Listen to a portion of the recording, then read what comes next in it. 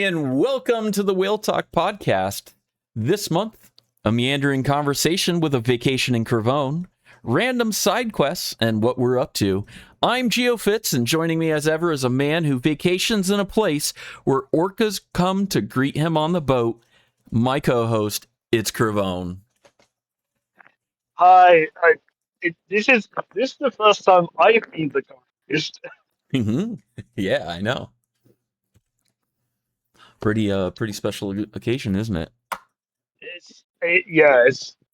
I mean, if I could tell you I was buzzing yesterday, oh my gosh, it's. So I met a pod of orcas, the first pod of orcas I ever saw in my life, and it was like meeting old friends. Mm-hmm. Very nice. And this morning, so I was gonna go whale watching, and then that's where I am. I'm at Limekiln Lighthouse, and it's one of the best whale watching spots in the world. And this morning there were reports of a large group of orcas coming up the coast 2 hours before my taxi to get here, and I'm like, it's Southern residents. Like pod that big, it's Southern residents. I might miss them. I might arrive like 5 minutes after being there. I got here in time. Turns out it was pigs, and they went off into the ocean. So I've seen two porpoises all day. Well, that is whale watching, right? Yep. Yeah, I mean it's a lot like it's like fishing. They call it fishing, not catching. You got to go out there and fish, but you're not always going to catch. Well, before we get more into your adventures, I do have some whale facts ready. Go on then. All right. Our first whale fact. Oh, whale is a commonly misheard interpretation of a southerner saying, oh, well. I mean, it's just true. Yeah. Well, actually, speaking of all of our whale facts are just true. Yeah. I mean, it's just usually they're absurd. Okay, you ready for the next one? This is a good one. A blue heart's whale is large enough that a human could crawl through its aorta, but no human has ever survived the trip to test this theory. Hang on, can you rephrase that again? A blue whale's heart is large enough that a human could crawl through its aorta, but no human has ever survived the trip to test this theory.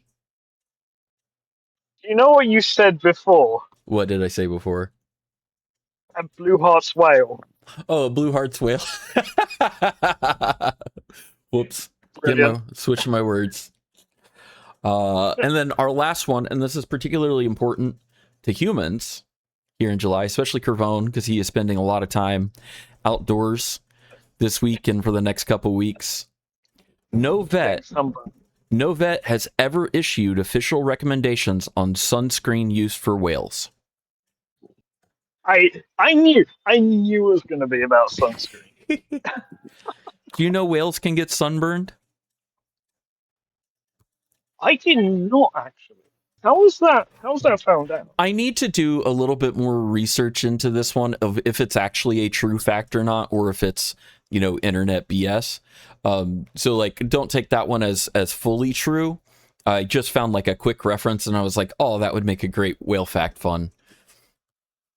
So it wouldn't actually surprise me, because when a whale beaches, one of the biggest things, cover the whale's skin, like keep it moist. So I can imagine if they did beach, then they kind of do get sunburned. Yeah, I mean they dry out. I guess that's their kind of sunburn.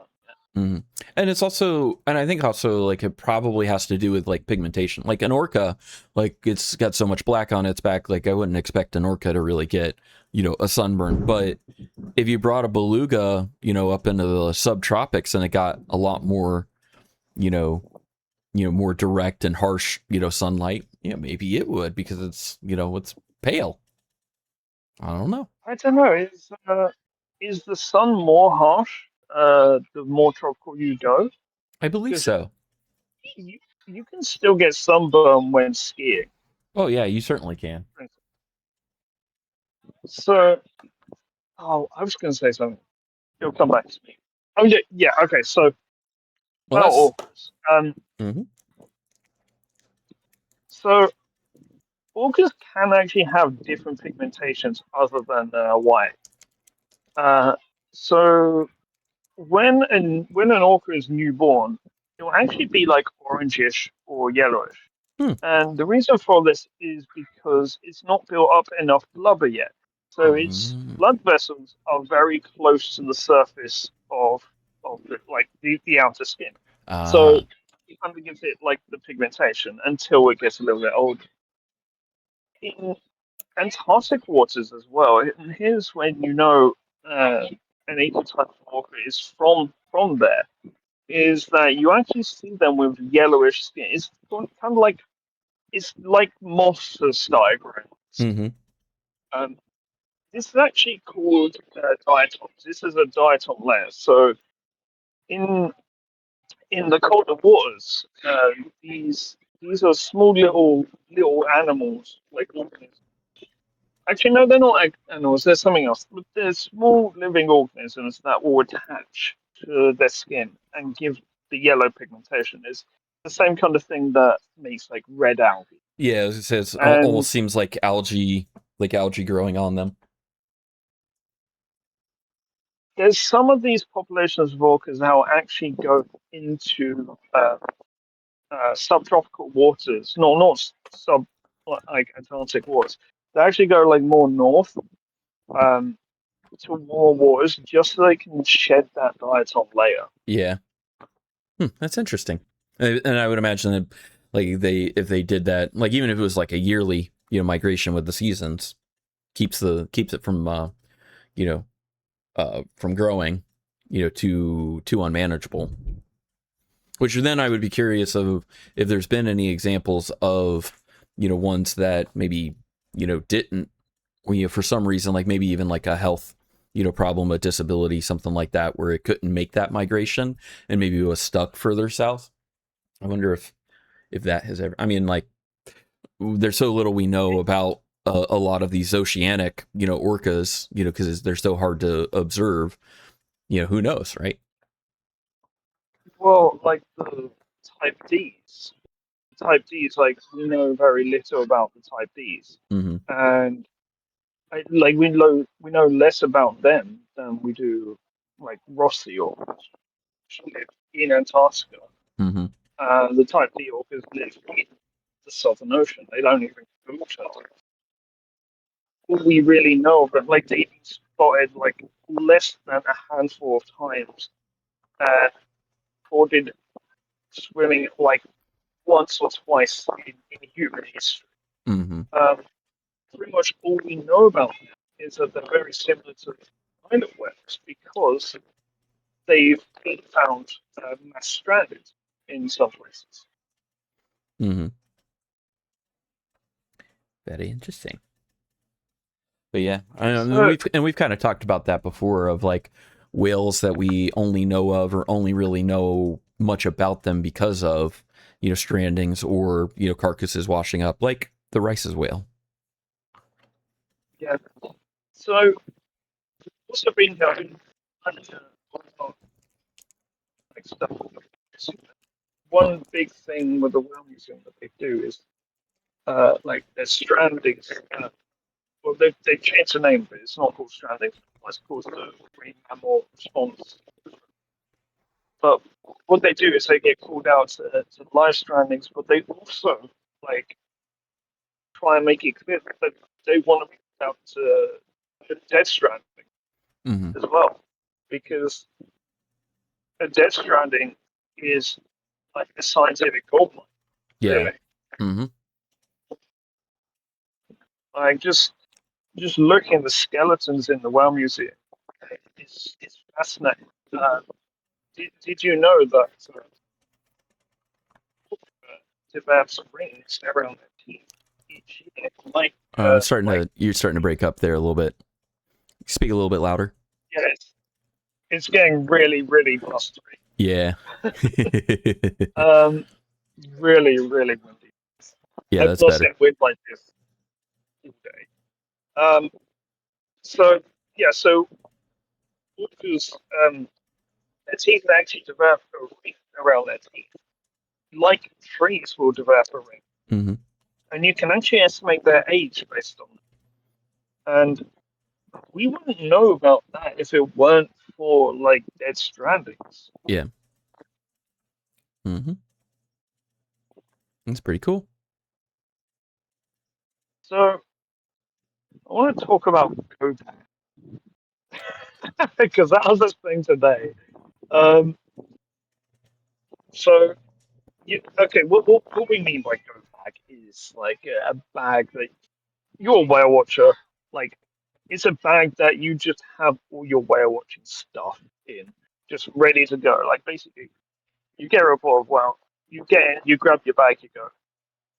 And apparently today I realised I don't know anything about go bags. Because I missed something incredibly important. That is something to eat and also a jacket. Yeah. Yeah, snacks are very important in the go bag. Yeah, I mean I've got the spare batteries. I've got the bananas. I've even got them on the table right next. Hmm. I've packed a book, a notepad, my journal, charger, like earphones, because I mean that's not part of the go bag, but that's not the podcast. But nothing to eat. I do have water. I do have bottled water, so That's that's good. that is a good Um, thing. Got to stay hydrated. so normally there's a cafe, um, and usually it's open. That's actually what it says on. That's what it says at the front of the cafe. Usually open. Uh-huh. Well, I mean today it was. Today is not. I don't know, maybe they were celebrating Canada Day. It's. I didn't think about that, but it might be possible. Also the opening of NHL Especially free after agency. fucking. Today is July 1st as we record this. Yes. Oh, that would be why there's been not that many reports today, because the Canadian Whale Watch vessels. I don't know if they're going out today. You never know. Eh. I mean, like, Oh, like Canadian, because like I feel like I think Canadian tradition with Canada Day is like very similar to July 4th, where it's outdoors, activities. So yeah.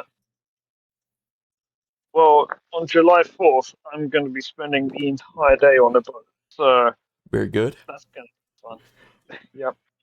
I even booked another whale watch for like later on, just in addition. So I've got a weekend where I've got a double double. Nice, nice. Double double. So Double the chances that's of gonna be fun. orcas. Yeah. Oh, I ran across this woman. I mean, not someone that I spoke to. Like she was saying to her kid, uh, oh, like hurry up, we need to make sure we're back in time for the World Cup. We need to be there to see USA win. Mm-hmm. And I'm like, don't be so certain. And then I realized, hang on, my own country, England, is losing against Congo at the moment. But they did end up winning. And then I realized, they ended up winning. So that's why I say, like, you can't be certain. I was certain that England were going to get knocked out. Uh, yeah, it's just, it's just random just going across. They're all different boats, and no kind of interest in going at any reasonable speed. Mm-hmm. Oh, although that being said, um, so I've been on 4 tours so far, Nice. um, and on 3 of those tours, we encountered speeding vessels, Mm. and so here in the Salish Sea, they have this whale warning flag, and it's this white flag um, with the whale red and yellow. Mm. And I mean, I'm going to be talking about this in the whale museum video as well. And this is meant to warn boaters that there's whales. And there's some boats, and the captains get on the radio and everything. And even Captain beat the horn as well, like gave someone an earache. Mm-hmm. But it's like there's people that just yeah. And think think based on like some people that I've been talking to, it seems like it's a lot of tourists Yeah, and I mean, that really, the don't only, really. honestly, the only way to really fix that is, for there to be law enforcement out there and, you know, enforcing those things. I mean, it's like that here, like in the intercoastals, anytime it's a big, especially anytime it's a big, boating weekend, like, this week they're going to be out in force because everyone's going to be out in their boats, but we'll have multiple, like multiple departments plus, the FWC will be out there. So, like, I think that's really the only way you can really fix it is actually have enforcement out there doing something about it. The issue here as well is that sometimes it's actually the law enforcement that are breaking those rules as well. Mm-hmm. And the problem is, I mean, it's protected by the what was it called? Not the Endangered Species Act, the Marine Mammal Protection Act. So all the marine mammals are protected, but if I recall correctly, guidelines, the guidelines suggested by like research institutes and NGOs, actually suggest that there's a wasp on my bag. Actually suggest that like the guidelines are more than the law actually states. Mm-hmm. So, and some of these NGOs, like the Whale Museum, like Soundwatch, like they go out and anyone caught speeding, they'll go out and they'll like pull those boats over and they'll educate them. Like they'll hand their leaflets out. They'll say like what the rules are. They don't have enforcement, really. Mm-hmm. Yeah. I mean, I think they can report them to NOAA, but Yeah, I mean, the without enforcement, there's problem there's here no is, mechanism for change. yeah. Oh, speaking of NOAA, I saw an orca called NOAA yesterday. Oh yeah. Big, big male orca, enormous. Mm-hmm. Uh, I learned something. I learned something in that. Kind of learned something in every encounter I've had so far. Um, and that encounter was like at the end of the day, and we caught up with it. And so I think I talked about this on the vlog that's going to come out. And no, the correct term is I will have had talked about this on the vlog, so recorded in the past. Um, but yeah, so basically we arrived on sea, and he was like really really far away, and he was doing something weird. He was taking like 2 minute breaths, and not even surfacing for multiple breaths, surfacing for one breath, then Mm-hmm. 2 minutes. And then there was a point where he was underwater for 10 minutes. And now, orcas can hold their breath even up to 30 minutes. But I have I have never seen an orca hold their breath for 10 minutes before, like in person. Mm-hmm. And we didn't know where it was going to pop up. Like most of us were looking at this rock that had like a bunch of seals. Because, I mean, he's a big orca. That's the kind of thing he would eat. Mm-hmm. And like this was a low male one. And so like everyone was watching that island. Like, are we about to see predation? And he ends up surfacing like more than a mile, more than a mile and a half nautical miles in front of us, completely in the other direction. And it's like, my goodness me, he swam for like he was booking it. Mm-hmm. Like we saw another group of orcas the other day that are booking it. But yesterday, so what I learned is make sure you make the most of every encounter because you never know like when your best shot Mm-hmm. of that encounter is. Yep. Because we got there on sea and eventually like we caught up with him and it's like it's the end of the trip, like this is our last pass. The last pass he serves is really, really close. And it's like that's your one chance to get like good photo. Like I didn't even get video. Yeah. Oh well. Right. I mean, it happens. But it was massive. Yeah. That's really cool. So the two brothers were there. Yeah. Um. So I was gonna do a species.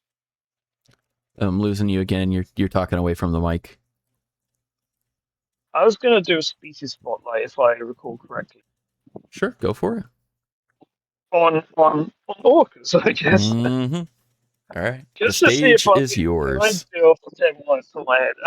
I might need if you've got like one of the old documents with the categories. Um. Oh yeah. Those ones could have Yeah. um, Yeah. Taxonomy. taxonomy. Okay, so these are the largest species of the oceanic dolphin species, Delphinidae. Um, now, Delphinidae are toothed. Now, oceanic dolphins are also toothed, part of a long slit. And as we know, this is a whale. This is a dolphin. This is also a whale. No one's actually asked about that yet. Every like I've seen a lot of heads turn. Mm-hmm. No one's actually asked. So I think anyone that knows enough to ask would have asked. Like probably isn't going to ask because they know what I'm getting. Mm-hmm. Um, but yeah, so um, okay, so they're toothed whales, and then okay, range. Range. So they're in every single ocean, every single sea on the planet, I, and I believe that if you I were believe going to they say, call that a cosmopolitan yeah, distribution. the cosmopolitan species, what dinosaur craft, and so they actually don't appear that much in the Mediterranean. Uh, like a lot of people say, they're not in the Mediterranean. Uh, they are seasonally. Once they come to the Strait of Gibraltar, once they pass the Strait of Gibraltar, technically that's the Mediterranean. So Mm-hmm. technically they do live in the Mediterranean for a very brief amount of time. Mm-hmm. So now orcas don't officially have subspecies yet. I mean, there's two that are proposed. There's Orthinus orca rectiminus and Orthinus orca atta.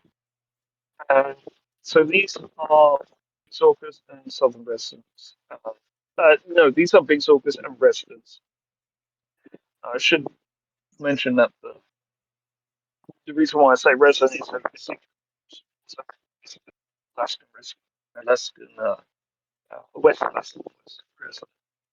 Um, in fact, we actually have a video about the northern residents live on the channel.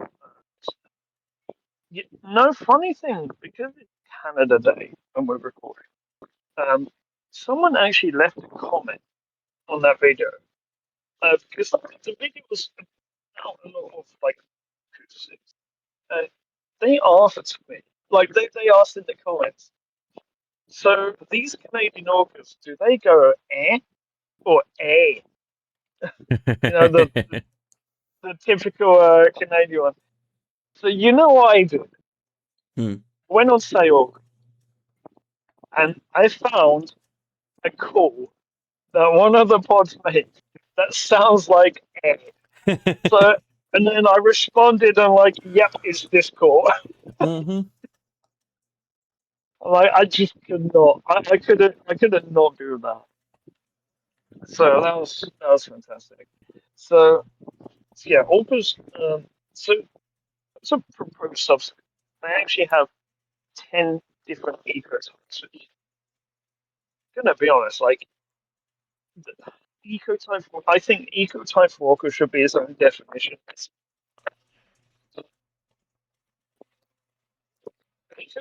Losing you again there. Wind picked up.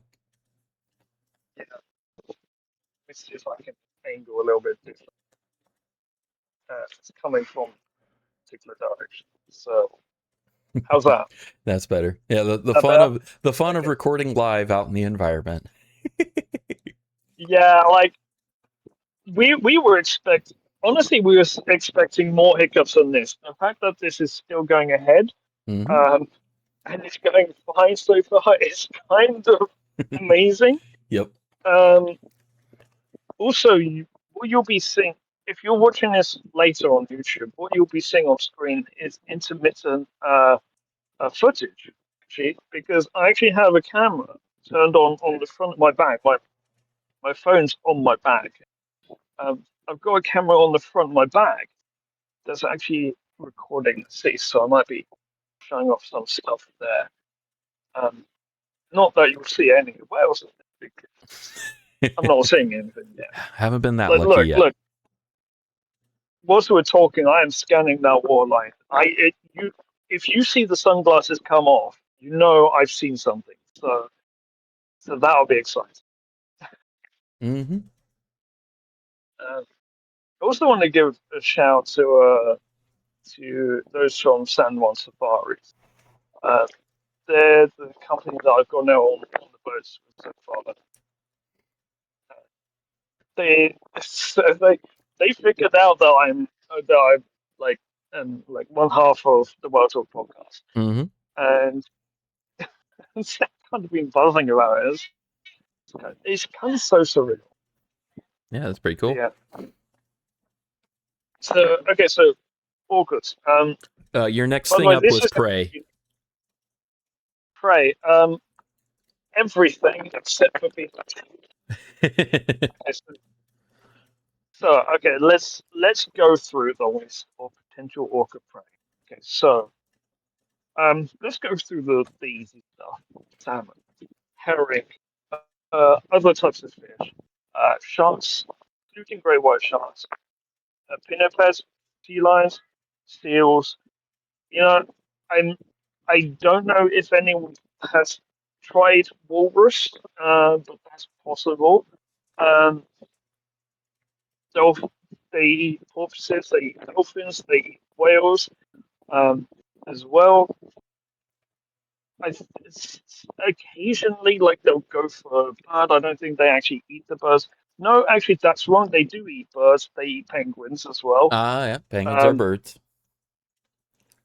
I'm pretty sure. I'll have to fact check this. They may eat polar bears as well. Um, so they also eat like tuna. They also eat like toothfish. They eat moose. They also eat sheep on occasion as well. Um, Mm-hmm. Land animals that have the misfortune of falling into the ocean. that's that's the funniest thing. That is the funniest thing I've ever learned about Mm-hmm. is that orcas eat moose, and not too infrequently. So, Mm-hmm. like you look at natural predators to the moose. There's not many. Orca is one of them. Yeah. It's, it's the same thing where like bull sharks are a natural predator of tree sloths. Like it sounds like it shouldn't make sense, Mm-hmm. but it does happen. Uh, okay, so that's their prey. pretty much everything except for humans. Uh, sperm whales, that's the difficult one. There's some conflicting reports that they predate upon sperm whales, some that suggest that it's not worth their time. I mean, it's dangerous. It's probably the most dangerous type of prey they could go for. Mm-hmm.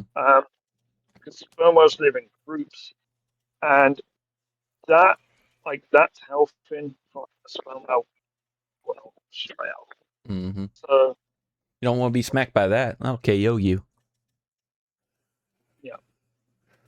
Uh, what's next? The How to identify? easy. You see something black in the water that's got a 6 foot dorsal. That's an orca. Ooh, wait. Hang on. I may have, I may have misled you. Uh-oh.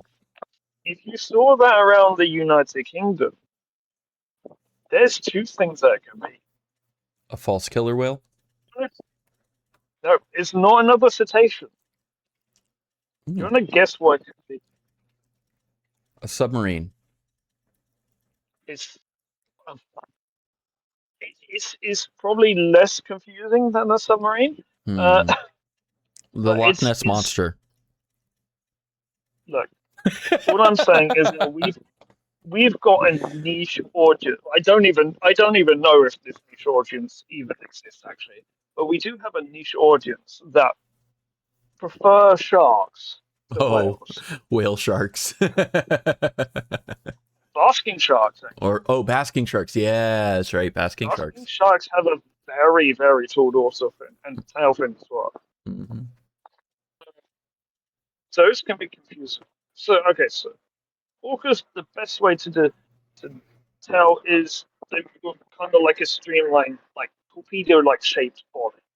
They've got tall hooked dorsal fin in the middle of the body. Uh, if you hear a plane going over, um, you probably do. It's gone cloudy. Um, Also, I guess the white markings is a big giveaway. Look for the eye patches. Mm-hmm. Um, on type Ds, they're very, very small. Mm-hmm. Orcas also have a saddle patch, a grey area just behind the dorsal fin. However, not all orcas have this. Recently, it was discovered a type of orca, and I think this was Ingrid Visser from is it the Orchid Research Trust? I can't remember the name of the organization, but she's based in New Zealand, Dr. Ingrid. And she discovered a type of orca, a population of orca, potentially a new ecotype, that has no saddle pad, Hmm. which is is unique. Yeah, very interesting. So yeah, so that's how to identify an orca. To photo identify, you look at the dorsal fin, you look at the saddle patches, you look at the eye patches. Yeah, Oh, you see something? um, potentially. It's a boat, but I was looking what type of boat it was because it slowed down and stopped. Ah. And if it was a whale watching boat, then you'll be cutting this podcast a little bit short. All right, our next Yeah. section on orcas is interesting information. Well, I guess you did kind of just give Did us you one know? with the saddle patchless orcas.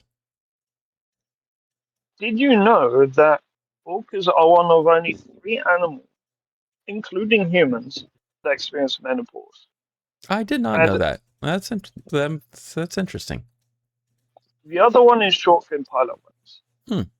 And I thought elephants, but I, I don't think elephants do. Well, interesting. Elephants have a very matriarchal society like orcas, Mm-hmm. so kind of seemed as much. And did you know that the chance of an orca survival, any orca survival, is increased if they have a grandmother who's still alive? like Mm-hmm. a post-reproductive like female who's still alive. So like they experience menopause, but it prolongs the survival of their family. Mm-hmm. Yeah. Because like the grandmother, like she knows everything. She knows where the food is. She knows where to go. She she teaches the young. Like when they hunt, she shares her food out as well. Particularly with some of her sons. So, yeah, she's an essential part of Orca's social structure. It's interesting stuff. Every Orca sounds different, and they all speak different languages. So much so that they probably you have orcas that are in Australia probably would not be able to communicate with those that are in like say the North Atlantic. Mm-hmm. Like the Icelandic orca probably could not communicate with the Bremer Bay orcas. So and then I know we've got threats somewhere. Do we have something else? Nope. Threats is the last one. Okay, so threats. Honestly, okay, I can't really talk about orcas because it is very population. It depends on the population, depends on the geography, but boat strikes are always a problem. Um, food availability, especially with the southern residents, for instance, food availability is a big one. Um, they are still demonized in some parts of the world. They're still captured in some parts of the world as well. And you know, if okay, if I could say one big threat more than anything else, okay, two big threats more than anything else, pollution. Mm-hmm. Um, so being apex predators, they are subject to both bioaccumulation and biomagnification. So biomagnification is when an animal at the top of a food chain, like great white sharks will get this as well. An animal at the top of the food chain is consuming all of the contaminants in all of the food below them in the food chain. So let's say small fish is contaminated. Big fish eats the small fish. That big fish is then contaminated, but with higher levels. Um, then seal eats the big fish, but it eats multiple big fish, so it's got more contaminants. And then like an orc or a great white shark eats a seal, eats multiple seals, gets more contaminants. Then bioaccumulation is when when an animal will eat contaminated food for a long period of time in its life, so it will just continually build up. Mm-hmm. And usually these two things happen at the same time in apex predators. So that's one of them. The other one is boats. Noise pollution is incredibly impactful for orcas, but mostly for residents.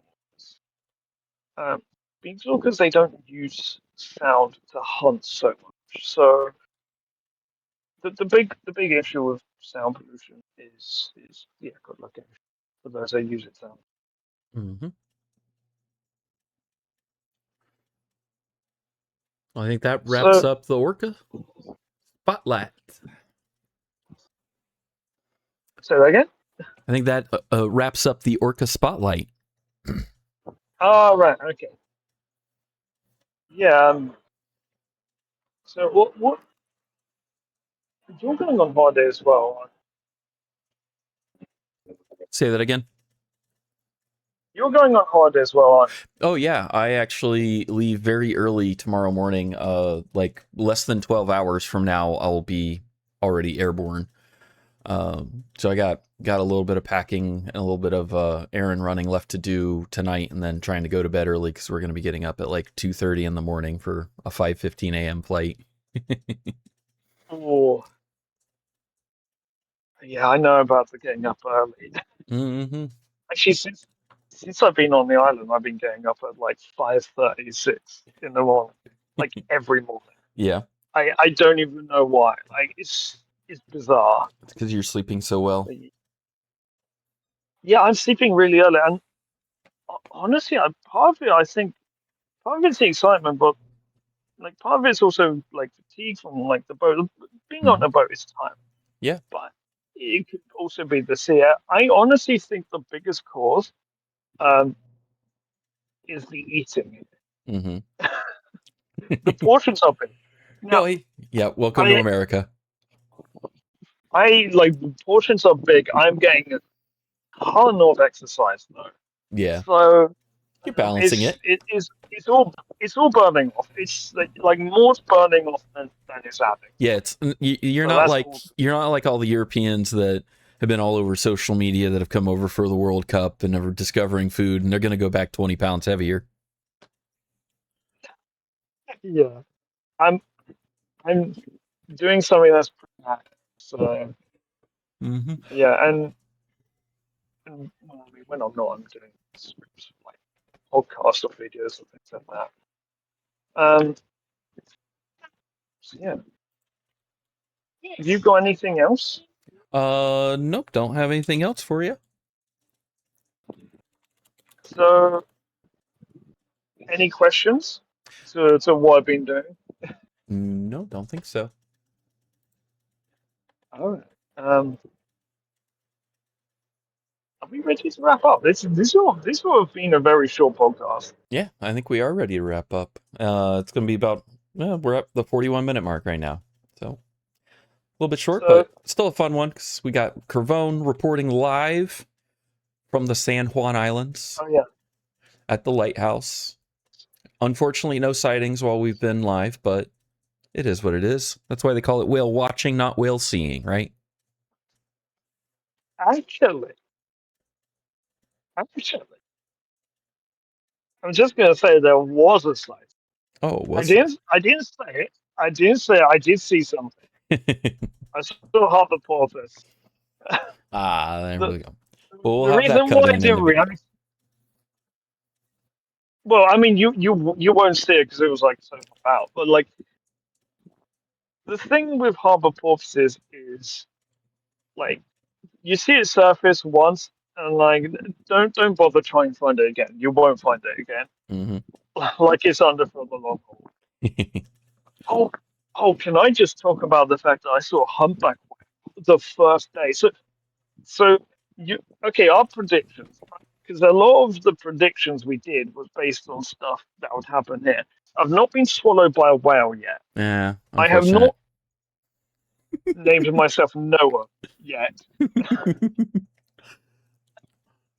although I have seen a Noah. Um, Noah Vone. Noah, but yeah, I saw a humpback whale. Funny enough, right there, like right there. Um, except I was on the water, and so this park has a half a mile exclusion zone, folks. Uh, so they can't come like that close.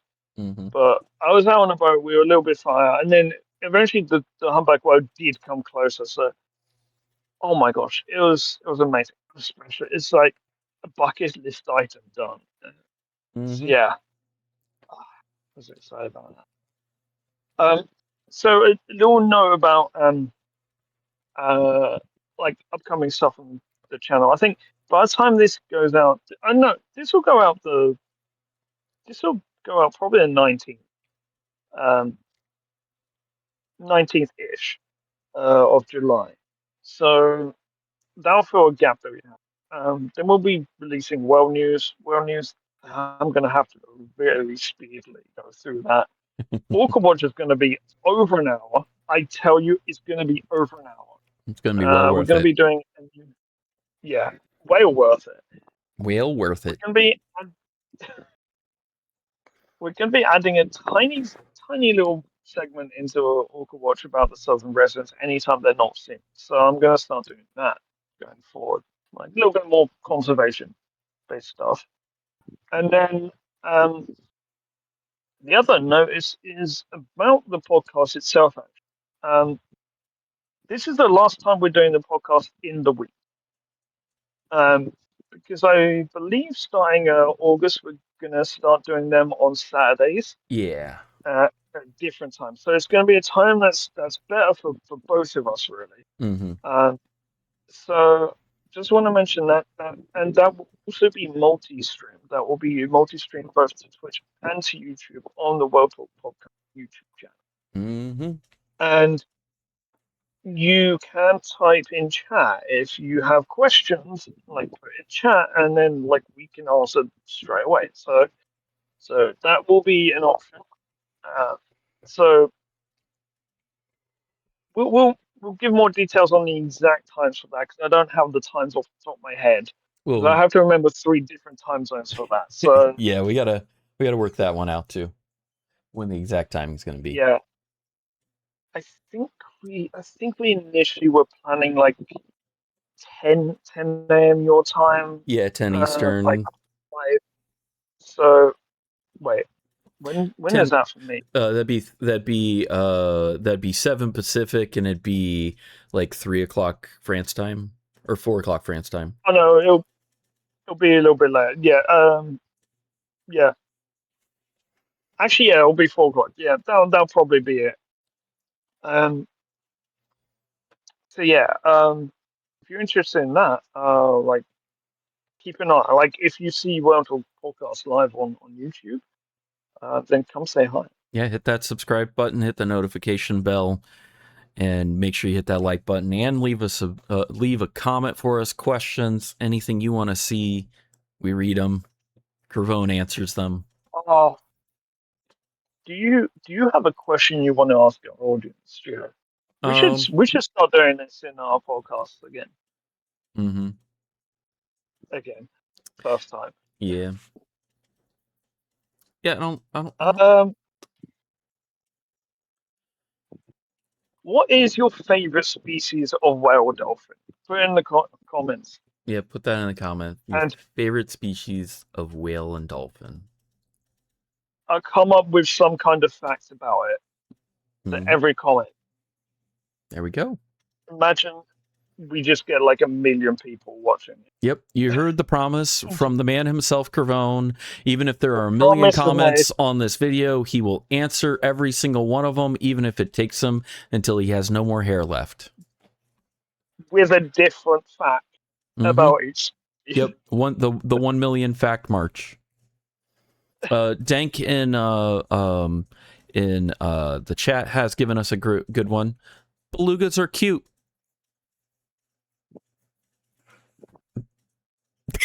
But, I mean, that's a fact. Yeah, I mean, That's a fact. That's a good do fact. you want a fact?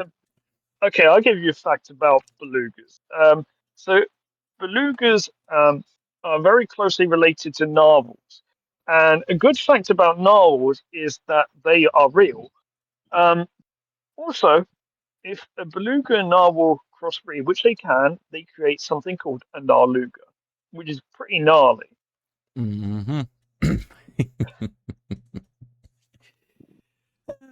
That's a good one. All right. Well, we have anything else? Or are we gonna end it out I'm here? here all week, You're here all quite week. literally. Ryer says, "Wait, narwhals are real?" Shocked face. Yes, they are indeed Yeah, real. you know, I'm not going to mention names, but I know someone who like works professionally for something related to whales and dolphins who didn't know narwhals were real. Mm-hmm. Not going to mention names. That's But funny. yeah, there's someone. Okay. Skelly's asking, Curvone, where did you travel to? Curvone is out in the Pacific Northwest in the San Juan Islands, Friday Harbor, more specifically, I believe. But it is the orca mecca of the world. It is where you go for an orca pilgrimage. And this is Curvone's second time Basically, yeah. out there. So he is, I think, 3 weeks total, or close to 3 weeks that you're there. Yeah. Yeah. Yeah. Yeah, he's got that I European PTO schedule that lets him take 3 weeks off at a time. so yeah. So on Saturday, I saw a humpback whale and 6 orcas. Mm-hmm. The day after, I saw two orcas and stayed with them for like an hour and a half. Mm-hmm. The day after, I saw 12 orcas, and then yesterday I saw five orcas. So some of them have been the same on different days, but it's been quite a lot. Yep. Ryer does have a dumb A question. lot of kayaking. Ryer has a dumb question for you, Karan. What is the difference between an orca and a whale?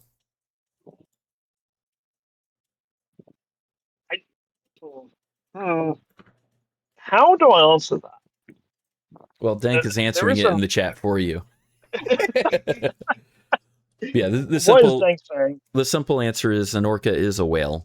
Yeah, not all whales are Yeah. orcas, but all orcas are whales. Also, all orcas are dolphins, but not all dolphins are whales. Or sorry, all dolphins are whales, not all whales are dolphins. Oh, you Which is messed that one also up. the subject of Kervone's shirt. He has a picture of a dolphin that says, "This is a whale," because all dolphins are whales. Hang on, hang on. I'll step back a second. But it's a picture of a dolphin. Yeah. So yeah. So basically, the explanation behind that is that dolphins are so whales and dolphins. They're split into two groups. They're split into baleen whales and toothed whales. Toothed whales includes things like sperm whales, beaked whales, but also includes all dolphins and all porpoises. Baleen whales are only about like 13 or 14 species, and they're all whales that have this baleen plate that has bristles on, so they're all filter feeders. Mm-hmm. So that's the big difference. But the other difference is that baleen whales don't use sonar, whereas toothed whales do. Mm-hmm. Well, I got another question for you from Skelly. Why do dolphins make high pitched sounds around humans? Um, that is their communication. That is their vocalization. So they're either talking amongst themselves or trying to communicate with humans. Um, it's not echolocation because echolocation is low frequency. Well, not too low frequency, but kind of low frequency. And echolocation is the clicks. It's like the click, click. Mm-hmm. Um, so if you hear it's like someone rubbing on like some wet plastic, like that sounds like echolocation. Mm-hmm.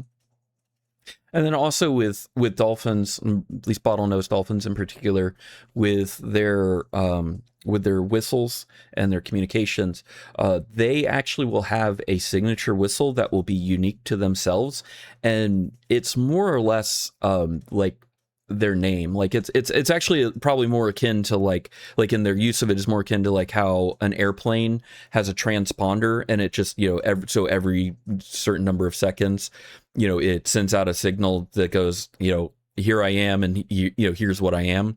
It's the same thing. The dolphin, it's basically like if Kervone was a dolphin and he just walked around just went Kervone, Kervone, Kervone. Like a Pokemon.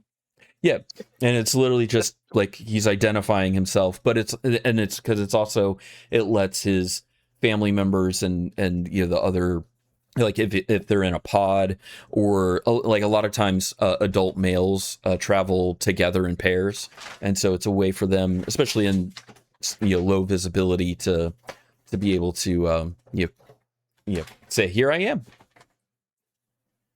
So, I don't know if you actually saw the news article that I posted it in the podcast news. I think I posted it literally just yesterday.